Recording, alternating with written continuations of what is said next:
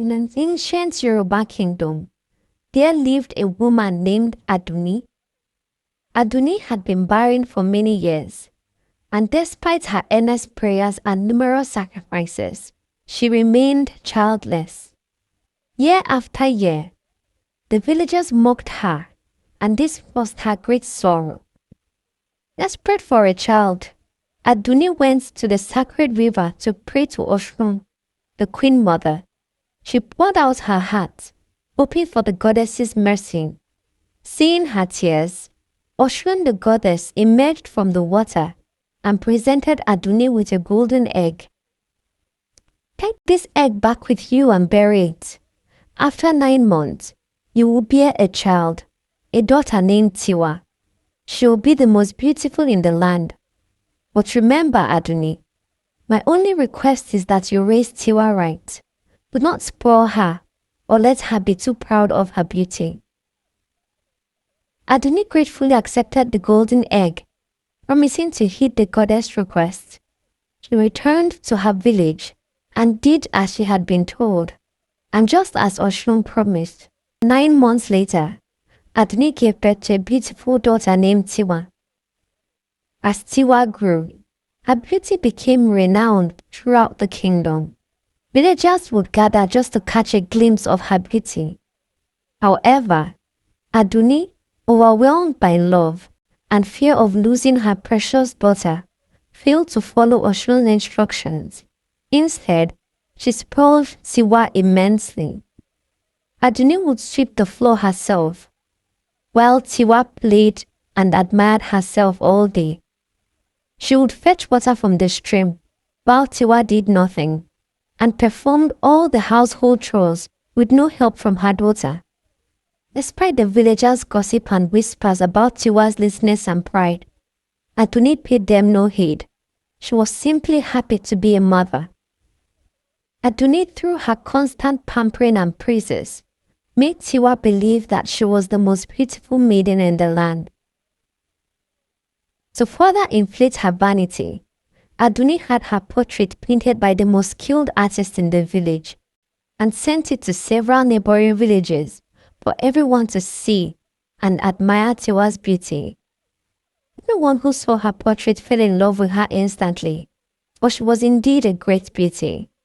In fact, not a day passed without her receiving gifts for her beauty. As Tiwa grew, her beauty became renowned throughout the kingdom. Many suitors came to ask for her hand in marriage, but Tiwa refused them all. It believed that only the richest man in the village, one who owned a bicycle, was worthy of her. I want nothing less than the richest man in the village, one with a bicycle. Only then will everyone see my worth, Tiwa said proudly. Aduni, who was equally greedy, wished for her daughter to marry a wealthy suitor, and so she encouraged Tiwa's desires. Tiwa, my daughter, you must marry a rich man, Aduni said. Imagine the wealth and status we will have. You will never truly be happy with any of these paupers in the village, said Aduni. And I will be very angry with you if you fall in love with anyone who is not worthy of your beauty. Despite numerous suitors who came bearing gifts and promises of love, Tiwa rejected them all. None of you are good enough for me. None of you paupers own a bicycle. How do you expect me to trek under the scorching sun? I deserve only the best, Tiwa said. Aduni grew increasingly impatient as time went on. There were no suitors rich enough or worthy enough for her daughter, Tiwa. Desperate and unsure of what to do, Aduni decided to consult the queen of the forest for her wisdom. She carefully avoided Osun, the goddess of the water. But deep in her heart, she knew she had failed in her promise to raise Tiwa right. One evening, Aduni set out to the heart of the forest. The path was treacherous, but she was determined. Deep in the forest, she found the queen of the forest, a majestic figure surrounded by the whispers of ancient trees. I know why you have come, the queen of the forest said calmly, but I have nothing new to tell you. You must heed the words of Osun, the goddess of the water. Tiwa, You must let go of your pride before it's too late, or one day you will be forced to pay a heavy price. Tiwa and Aduni returned to the village and promptly forgot all about the goddess's words. They were determined not to settle for less because they felt they deserved a wealthy man who would change their status. One day, as they went about their day, a dwarf wearing tattered clothes arrived at the village square. He approached Aduni and Tiwa and said quietly, "Tiwa, I have heard of your beauty from a land far away, and I wish to ask for your hand in marriage." Aduni and Tiwa looked at him in astonishment and laughed until they burst into tears. Their laughter was filled with scorn and mockery. "You," Tiwa said mockingly, "a dwarf in tattered clothes, how dare you ask for my hand in marriage? How dare you insult us with such a foolish request?" Aduni screamed angrily. "Get out of here, you ugly dwarf." Aduni and Tiwa picked up sticks and chased the dwarf away, hitting him as he ran. The villagers watched in silence, sickened by their cruelty, but they were too afraid to speak out. Days passed, and the memory of the dwarf faded, but little did they know that their actions had set in motion a series of events that would ultimately lead to their downfall. Aduni and Tiwa's ill treatment of the dwarf got the attention of Jinn, an evil demon who roamed the land. Intrigued by these events, Jinn decided to take matters into his own hands. He transformed himself into a handsome young man, dressed in fine clothes, and rode a gleaming bike to the village where he knew Tiwa would be. That evening, as Tiwa was heading home from the village square with her friends, she caught sight of a handsome young man on a bicycle. "Who is this handsome stranger?" Tiwa said breathlessly. "Look, he even has a bicycle." Now in his human form, the Jinn approached Tiwa with a charming smile. "Good evening, fair maiden," the Jinn said smoothly. "My name is She, and I have traveled far to find you. I have heard tales of your beauty and grace." Tiwa blushed, her pride swelling as she admired the handsome man before her. "I am Tiwa," she smiled proudly. They talked for hours, and Tiwa was enchanted by Shiyi's charm, as well as his shiny bicycle. She returned home and told Aduni, her mother, about the wonderful wealthy man she had met. Aduni was thrilled and encouraged Tiwa's interest in Shiyi, believing their fortunes had finally changed. Days turned into weeks, and Shiyi, the Jinn, continued to court Tiwa, winning her heart with sweet words and gifts. He rode her around on his bicycle, and Tiwa made sure she was seen by all her former suitors. "See my wealthy new suitor now," Tiwa said proudly. "None of you paupers can ever compare." When the time came for the marriage, she arrived with an array of extravagant gifts. It was the talk of the town, and everyone marveled at the wealth she displayed. He even bought Aduni a shiny new bicycle, which made her extremely pleased.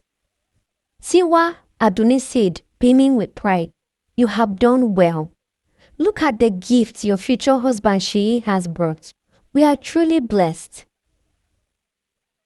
The elders of the village, however, were suspicious of Shi. They gathered around him, asking questions about his family and background, to which he provided vague and unsatisfactory answers. "Young man, why are you here alone? Where is your family?" said an elder sternly. "It is against our culture to marry without the presence of your king." "They are far away and could not make the journey," Shi responded evasively. The elders were, however, not convinced and advised Tiwa to reconsider, but she wouldn't, and so they had no choice but to wed them. And so, Tiwa and Shiyi were wed, and soon they set off to Shiyi's village, a land far, far away. Little did Tiwa know that the journey would lead her to a fate she never anticipated. After a long journey, they arrived at Shiyi's village. It was a strange and eerie place, unlike anything Tiwa had ever seen. She led her to a large house that was empty and lifeless. Sheyi, why is the house so empty? Tiwa asked curiously. My wife, they have gone on a very long trip and they will be back shortly, Sheyi said calmly. Don't worry, my love. You are safe here. After a couple of days, Tiwa went out into the village and tried to interact with the other villagers. But to her horror, she realized that they were all silent and walked around aimlessly like zombies. Her unease grew with every passing moment. Sheyi, something is not right here. The villagers, they are not normal, Tiwa said worriedly. You're just tired from the journey, Sheyi smiled reassuringly. Rest, my dear, rest. One night, as they went to bed as a normal loving couple, Tiwa fell into a deep, exhausted sleep. She was unaware of Sheyi's true identity as the jinn. As soon as she was deeply asleep, Sheyi transformed into his demonic form. Tiwa, however, slept soundly, unaware of the sinister transformation taking place beside her. In her dreams, Tiwa saw glimpses of dark, scary figures dancing and celebrating around her. She was very scared and tried to move, but her body felt oddly heavy and powerless. The voices grew louder and scarier, yet she was unable to wake up and unable to escape. As the night wore on, the nightmares continued, and Tiwa remained trapped in her dreamlike state. The following morning, Tiwa woke up feeling very scared. She remembered the evil sounds from the night before and decided to confront Sheyi. Sheyi, Tiwa demanded, what happened last night? I had a very bad dream and I was paralyzed and unable to move. What is going on? Sheyi began to laugh wickedly, his voice echoing through the empty house. He transformed into his true demonic form. Oh, Tiwa, your pride and greed are what attracted me to you. I have encountered many girls like you, all of whom have lost their souls to me because of their greed. You are mine forever. No, Tiwa screamed in terror. This cannot be. What have I done? Sheyi began to advance towards her ferociously, and Tiwa's mind raced as she searched for a way to escape. She remembered the stories her mother had told her about the river goddess, and so she quickly cried out to her for mercy. Oh goddess, have mercy on me, she screamed. Save me from this evil demon.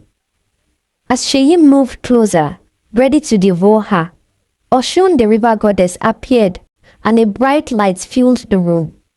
The light was so intense that he was unable to continue his attack. Sheyi, Osun said with authority, you shall not harm her. She has cried out to me for mercy. Tiwa saw her chance, and without thinking twice, she ran from the house as fast as her legs would carry her. She did not stop until she reached her village. Out of breath, she burst into her mother's home. Mother, mother, I made a terrible mistake. Sheyi is not who he seems. He is a demon, and I barely escaped with my life. Atuni looked at her daughter in shock and started wailing loudly. Tiwa, my daughter, what have I done? I am so sorry I encouraged you to marry Sheyi. I should have listened to the warnings of the elders. What shall we do? Now, because of Osun, the river goddess, Sheyi the jinn could not physically harm Tiwa. However, he was determined not to let her escape entirely, and so he began to appear in her dreams, taking on several shapes and forms. Each night, Tiwa was tormented by terrible nightmares. You are mine, Tiwa, Sheyi would say hauntingly. My wife forever. I will never leave you. Tiwa would wake up every morning drenched in sweat and trembling with fear. Her once proud demeanor was now replaced with constant dread. Desperate for a solution, Tiwa and Aduni sought advice from the villagers and were advised to return the gifts and plead with Sheyi for mercy. When they attempted to do so, they realized a grave mistake. Aduni had exhausted everything except for the bicycle. "We have to return the bicycle, Tiwa," Aduni said desperately. "It is the only thing left." With heavy hearts, Aduni and Tiwa took the shiny bicycle to Sheyi's village. As they approached, the eerie silence and the aimless wandering of the villagers sent chills down their spines. He found Sheyi, who had reverted to his demonic form as soon as he saw them. "Yeyi," Aduni pleaded, "please take back this bicycle. We are sorry for our greed. Please spare my daughter."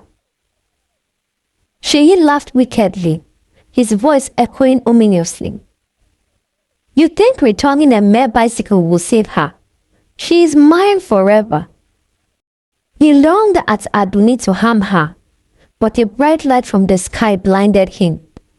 Aduni turned to see Osun, the river goddess, appearing once more. "Nani?" Osun said with authority. "You shall not harm her. You have no power here." He roared in anger, but could not move any closer. Seizing the opportunity, Aduni fled back to the village.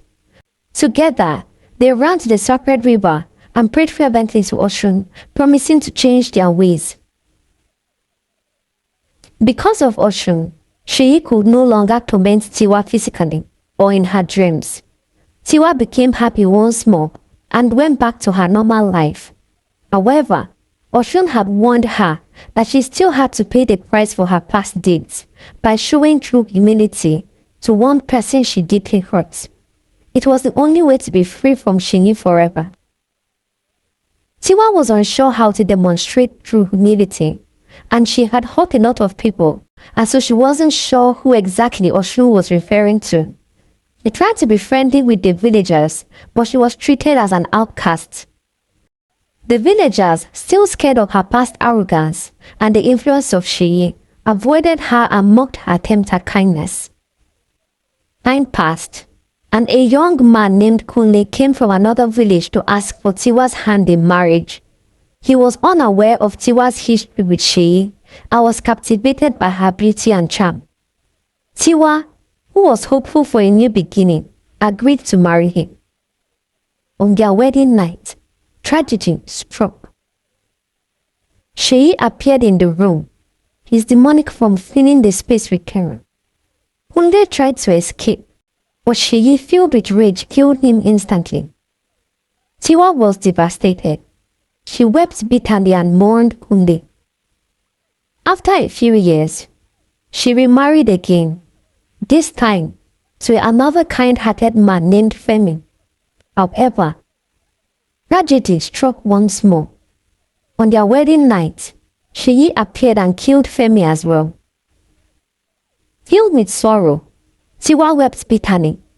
She cried out to Osun, the river goddess, seeking mercy. "Queen Mother, please help me," Tiwa sobbed. "I cannot bear this pain any longer. What must I do to be free from this curse? My husband was innocent." Osun appeared before her.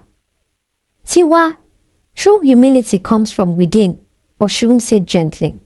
"You must show genuine kindness and let go of your pride. You shall be tested.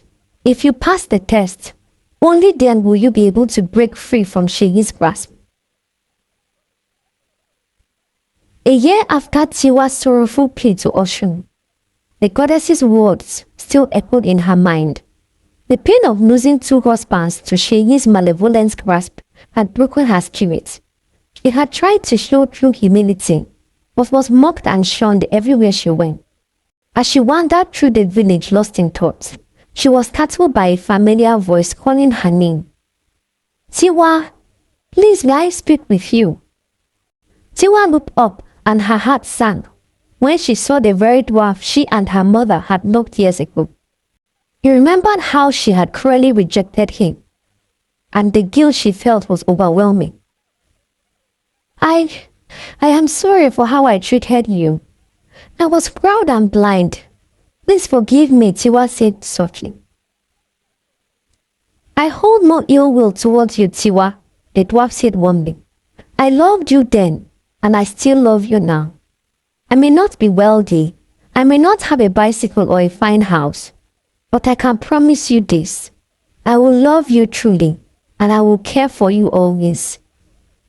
Tiwa in that moment understood the meaning of Osun's words. She had been so consumed by vanity and pride. But now, she was ready to embrace true love. Accept your proposal, Tiwa smiled tearfully. As soon as Tiwa said these words, the dwarf stepped forward, and with a swift motion, a handful of shimmering fairy dust filled the air. The dust swirled around Tiwa, enveloping her in a cloud of sparkling light. She felt herself shrinking, her body twisting and changing. Tiwa, no! No! What is happening? What have you done? Aduni screamed. In an instant, Tiwa was no longer the beautiful young woman she once was. She had transformed into an old dwarf. Her once beautiful face was rough and wrinkled.